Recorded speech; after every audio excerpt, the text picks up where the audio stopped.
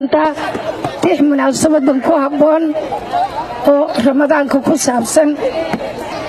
adduunyada madawoo ummadii ku noolaa ay aamineen islaamtii iyagoo ay samaysteen ka dhigteen ilaahyo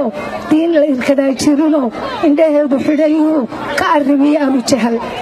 isniin gelin dambeedkeed rabiica koowaad ayaantuna tahay 12 uur waxa ka soo baxay amiinow rasuulkeen allahumma salli wa sallim wa barik calayh aamino hooyadii iyo cabdilaahi abihiiba ugubnimay ka hoydeen abab koris xaliima amaree ba lagu yidhi adiga xanaanayn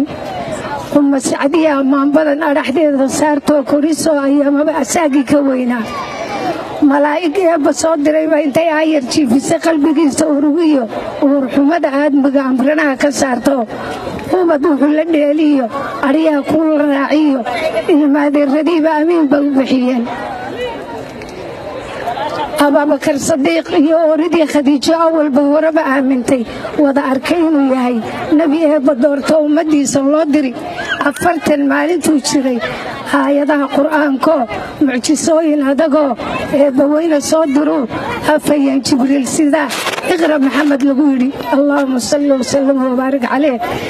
isna celi maahan baran abuuraha awooddii ayaad ku akhriyaysaa ereygaa jibriil yidhi akhriyo allow sahal ummaddiina gaadhsii xaqii hogta ka caddaa shanta udub dhexaad ee arkaaman islaamkee awooddeeda diinta ujeeddadu ku idishahay abaalkaagu meel dhigan ruuxii oofinayow laynoo kala tilmaanye ilaaheenna weyniya amiinow rasuulkeen iyo ashahaadu waa kow eedaanka dabadiisu taagi laha bari u rukuuca ee baheen amar weeye weyne waynan adkaynaa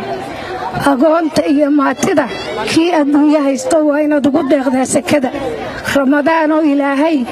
abaalkeeda kuu celin u afxidhnow awoodlaha amarkiisa weynee